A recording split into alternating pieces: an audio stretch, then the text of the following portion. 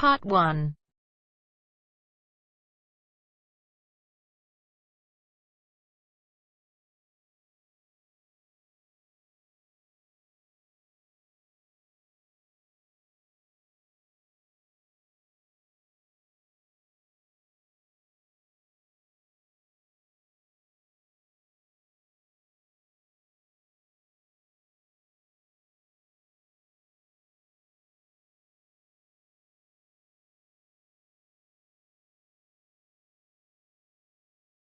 You will hear a man phoning to inquire about a job vacancy. First, you'll have some time to look at questions 1 to 5.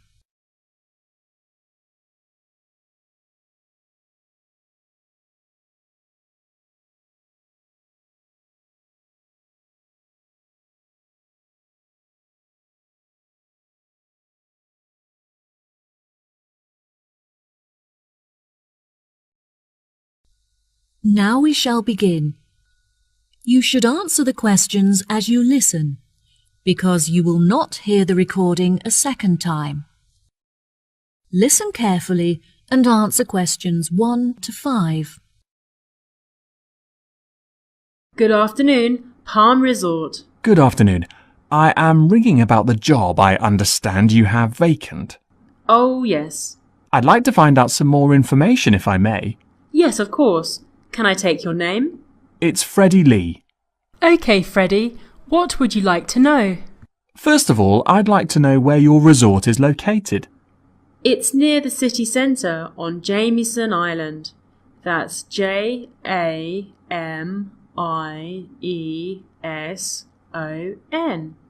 Oh, brilliant. That's only 5 minutes from me. I finish at my college on the 12th of May, so I'll be available for work from that date. Will there be any vacancies at that time? Well, summer is our busiest season, beginning on the 11th July, so that's when you would be starting. Sounds good. And are there any age limitations? That would depend on the place you're applying for. How old are you? I'm 17. Well, we require our bartenders to be 18 or older, which means you would be working as a waiter. There are 4 vacancies. There were originally 6. However, we have since filled 2 of these. OK, great. Could I ask about the pay?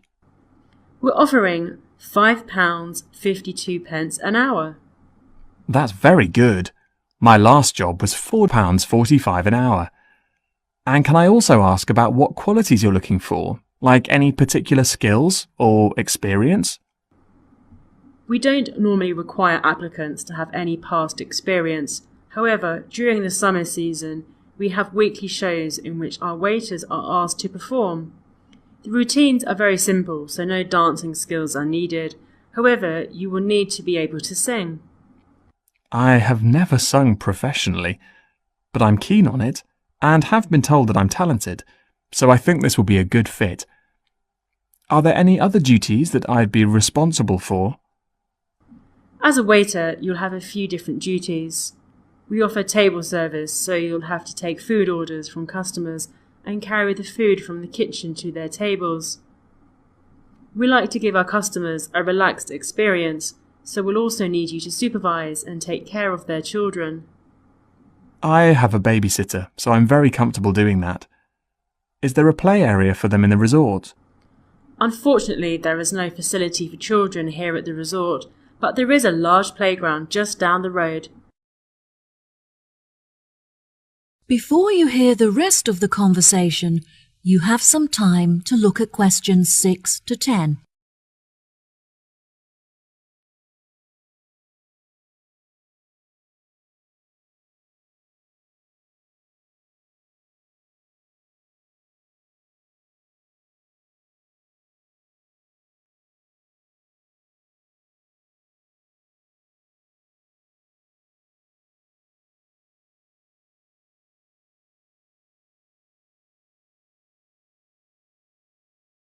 Now listen and answer questions 6 to 10.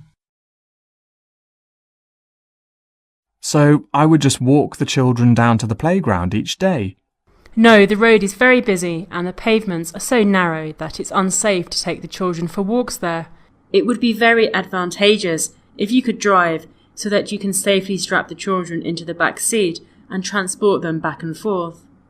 I'm currently taking driving lessons, so if all goes well, I should have my permit by the time I begin work.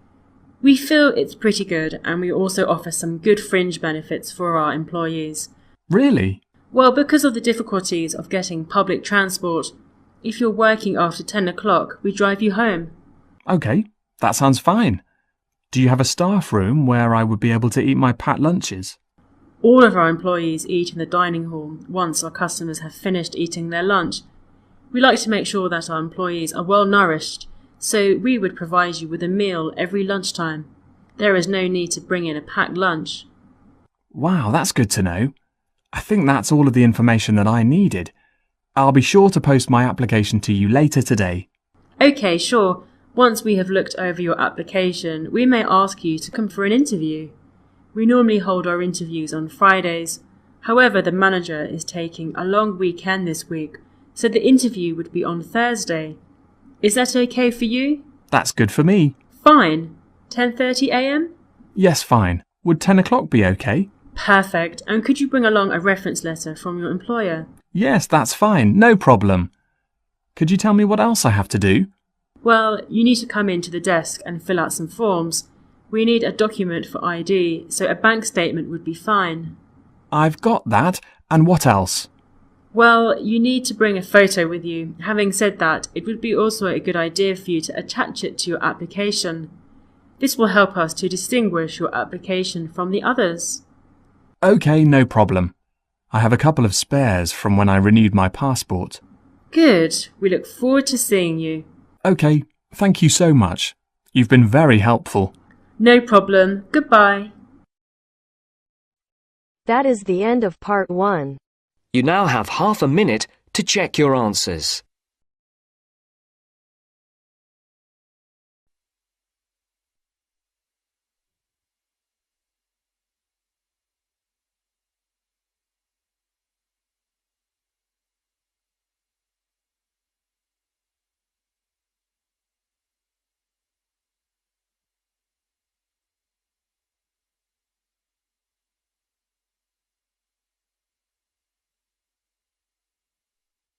Now turns to part 2. Part 2.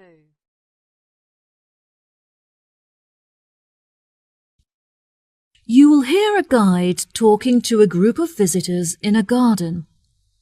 First, you'll have some time to look at questions 11 to 14.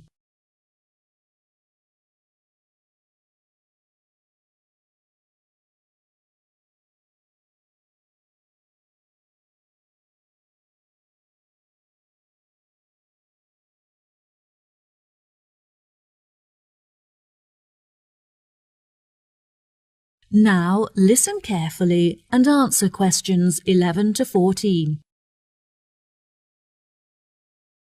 Hello, welcome to Pine Garden. My name is Manuel, and I'd like to tell you a few things about our establishment before you all wander off and begin your exploration of the grounds.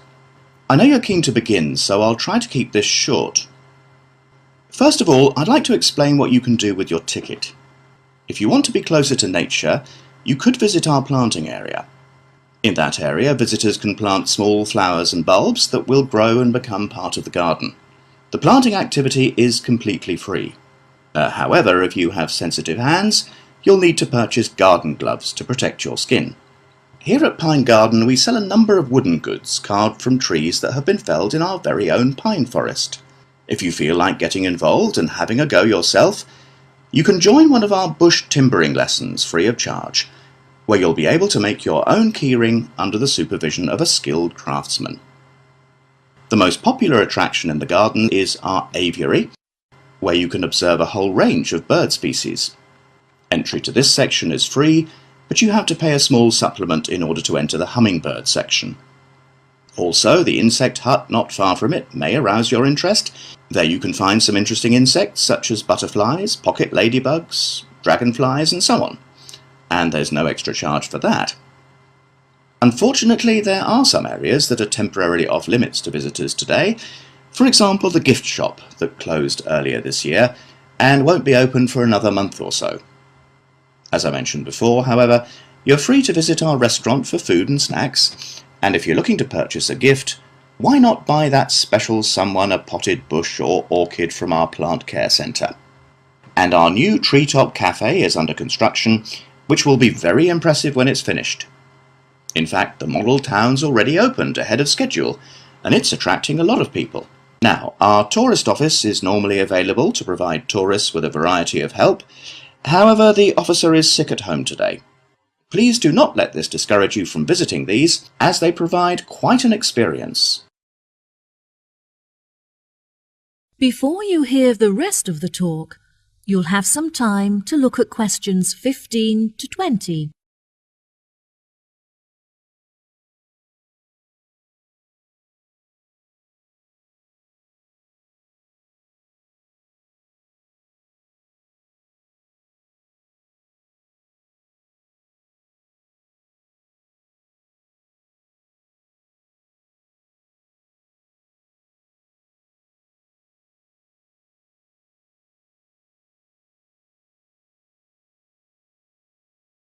Now listen and answer questions 15 to 20. I also would like to introduce you to our plant specialists, who are responsible for the wonderful plant displays here at Pine Garden. Mrs. Mary is one of our experts, and she is personally responsible for our beautiful display of plants that are all found growing naturally in the local area. Mr. Burson has the difficult task of growing varieties of plants that are suited to much drier and hotter climates than ours, which means we do not have to store water on site. If you visit the glasshouse, you'll be able to see many plants that he has managed to cultivate without the need for rain or irrigation. Mr. Smith is responsible for the produce that you can eat in our restaurant, which ranges from varieties that grow under the ground to those that grow on trees and bushes. Now, Mr. Nooney here is our expert on the most commonly growing plant in the world, grass. You may have noticed how beautifully green and lush our grounds are, thanks to his specialist knowledge. Mr. Scanlon ensures that our soil is full of nutrients, so that the natural habitat is supported and encouraged. He does this by fertilizing the earth with a special formula of his own creation. Finally, I would like to introduce you all to Dr. Mandelson. He is the manager of our landscaping team and works closely with our other experts to ensure that everyone works together to create a landscape that is both beautiful and sustainable. Well, that just about rounds it up. Now, if anyone has any questions. That is the end of part 2. You now have half a minute to check your answers.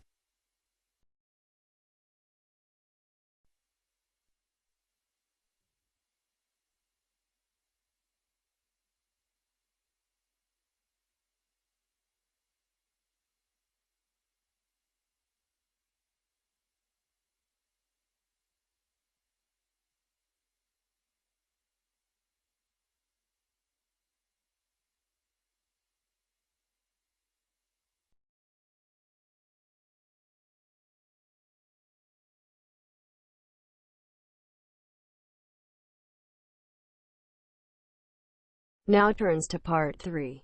Part 3. You will hear Sally and Mike, 2 students, and their professor talking about their classwork. First, you have some time to look at questions 21 to 26.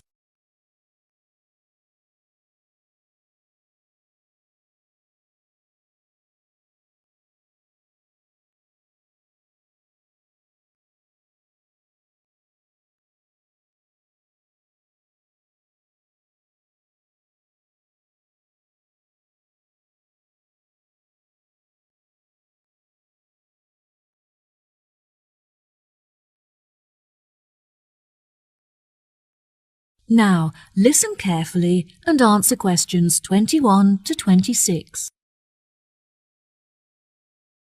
Hello, Sally and Mike. Hello, Professor. Welcome to the third meeting of our after-school club, where we discuss topics from the syllabus in order to help you to understand your classwork better.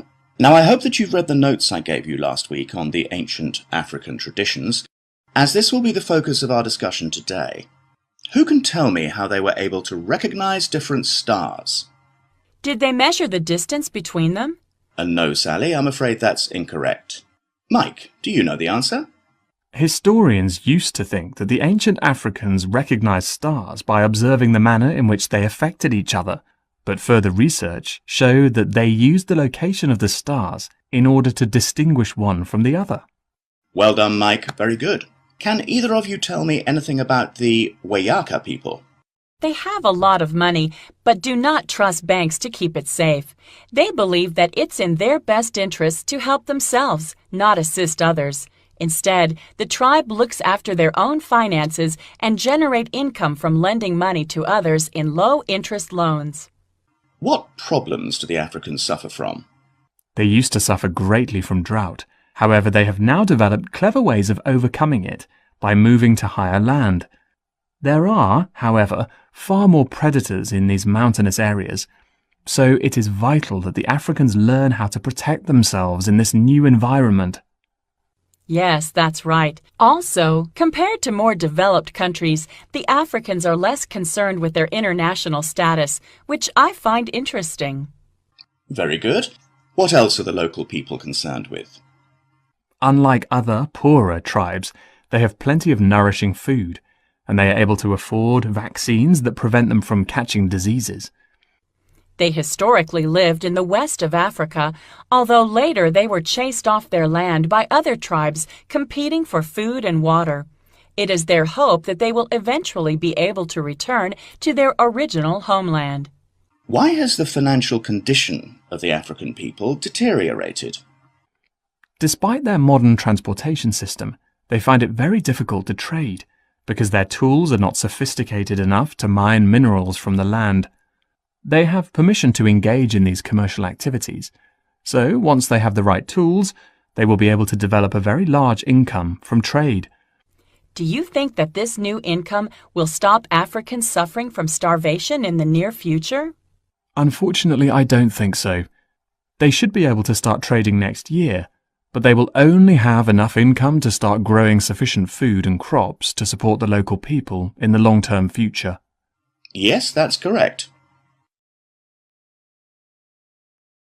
Before you hear the rest of the conversation, you have some time to look at questions 27 to 30.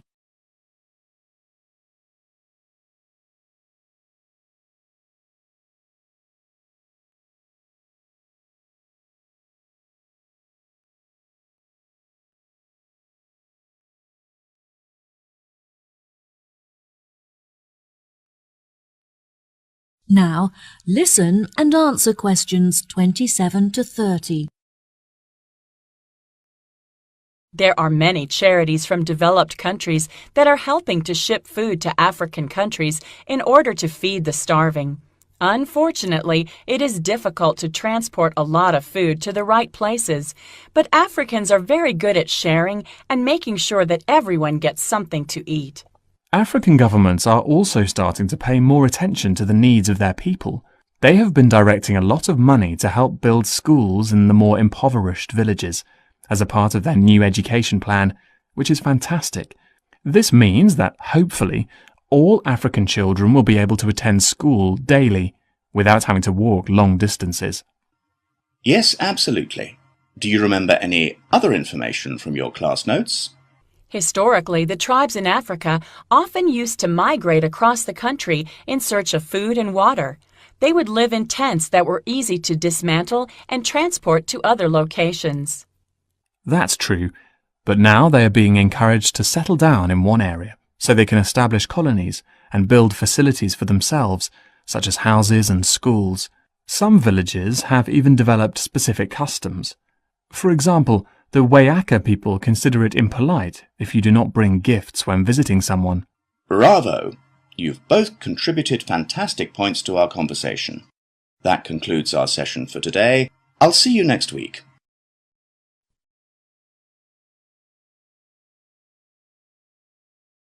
That is the end of part 3.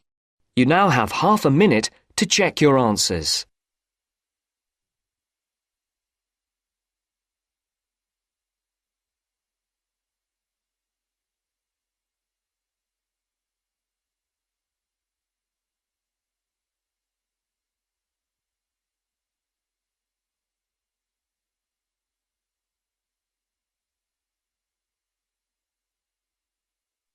Now turns to Part 4.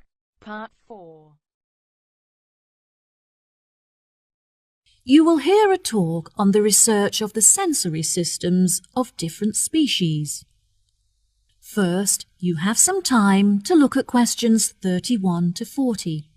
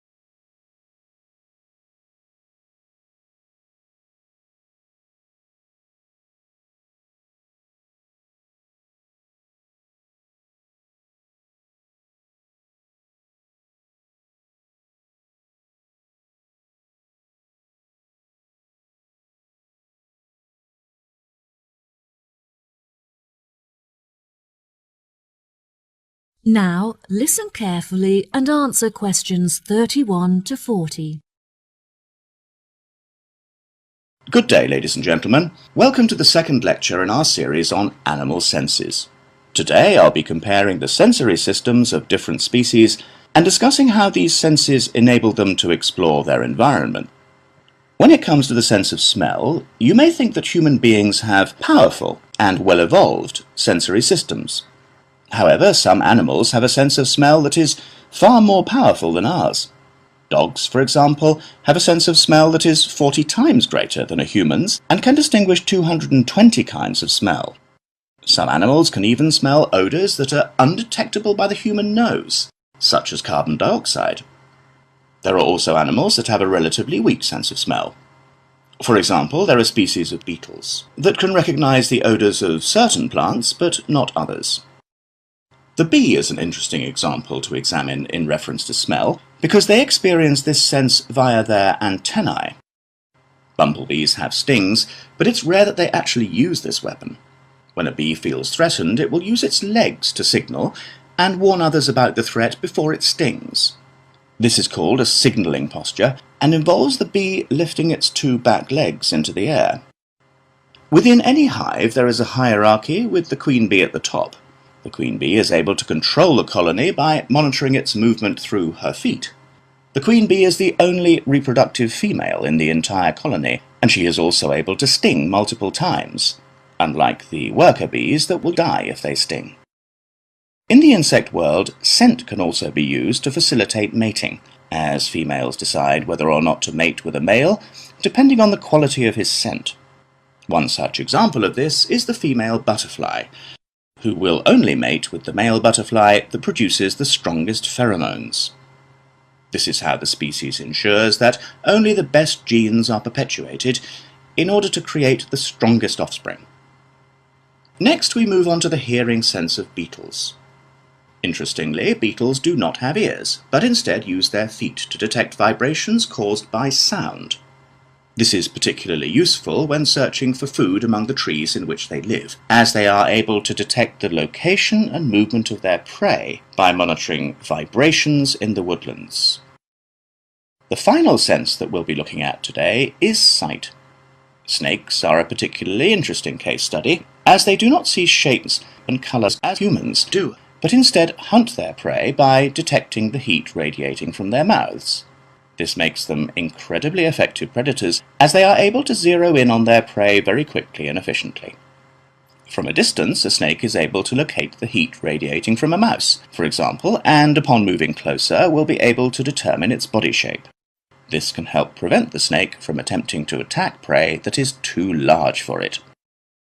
Once a snake has killed and eaten its prey, it goes into a state of hibernation, whereby all of its energy is directed towards digesting the food stored in its stomach. Depending on the size of the snake and its prey, this hibernation can last from hours to days. Once fully fed, a large snake will not need to eat again for the next couple of weeks. During the breeding season, however, female snakes will feed more frequently. The heat detection of a snake is very complex and can be even more effective than the vision of a human. It not only uses heat to determine the location of its prey, but before it commits to hunt, it will also use the heat to calculate how much distance it has to travel in order to reach it. This prevents the snake from wasting energy hunting prey that is too far away to catch. That is the end of part 4. You now have half a minute to check your answers.